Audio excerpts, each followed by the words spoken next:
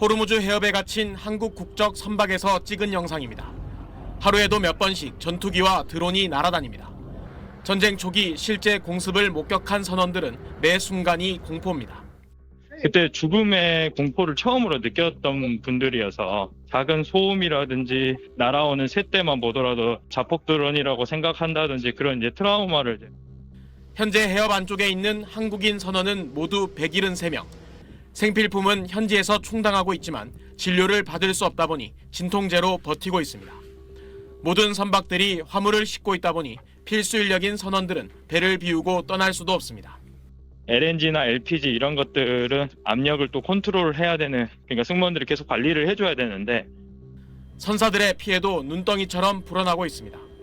호르무즈에 갇혀있는 우리 국적 선박은 모두 26척으로 9척이 초대형 원유 운반선이고 나프타와 메탄올 등 석유화학 제품을 실은 배가 8척, LNG와 LPG가 실린 배도 각각 1척씩 있습니다.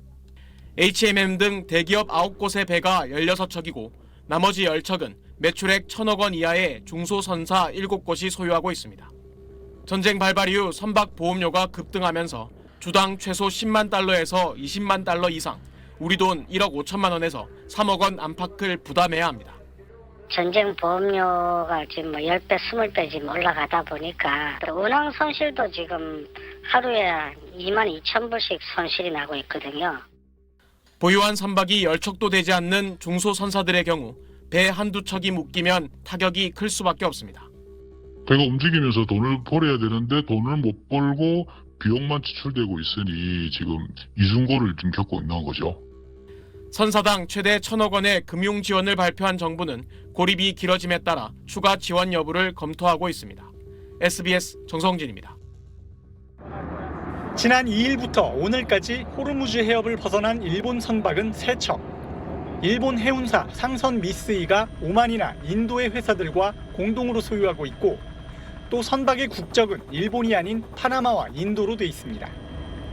이번 통항 과정에서 일본 정부는 이란 측과 교섭 같은 관여를 하지 않은 걸로 파악된다고 우리 정부는 설명하고 있습니다.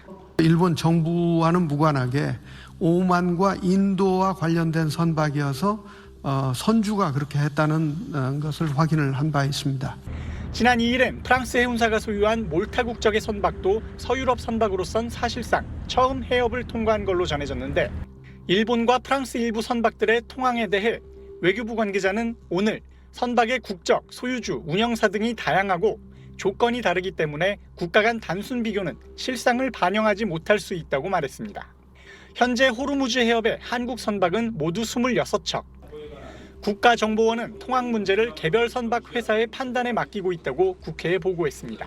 스스로 위험하다고 판단해서 자체 판단에 따라서 호르무즈 외해로 나오겠다라고 하면 그것은 그 해당 기업과 회사의 판단에 맡긴다.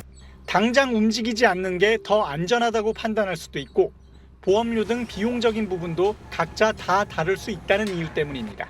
이런 가운데 정부가 우리 선박의 해협 통과를 위해 이란의 인도주의적 지원을 검토한다는 일부 언론의 보도는 사실이 아니라고 청와대는 밝혔습니다. SBS 강청원입니다. 강훈식 청와대 비서실장은 오늘 기자간담회에서 호르무즈 해협에 발이 묶인 우리 선박 26척 모두 2주치 이상의 식량과 4주치 이상의 연료를 확보하고 있다고 밝혔습니다. 그러면서 안전을 전제로 국제적 협력에 기반한 해법 찾기를 강조했습니다. 안전을 최우선시한다는 전제하에 선사의 입장, 또 국제적 협력 구도 등을 고려하면서 안전하게 해협을 통과할 수 있는 방안을 마련하고 있습니다.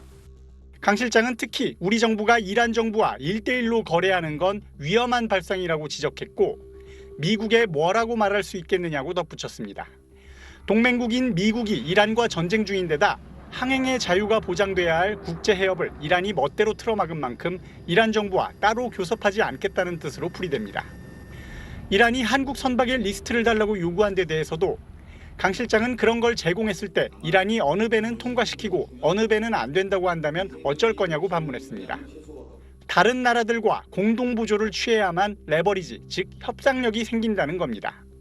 강 실장은 카자흐스탄, 오만, 사우디아라비아에서 원유와 나프타의 수급을 협의하기 위해 오늘 저녁 출국했습니다. SBS 강청원입니다.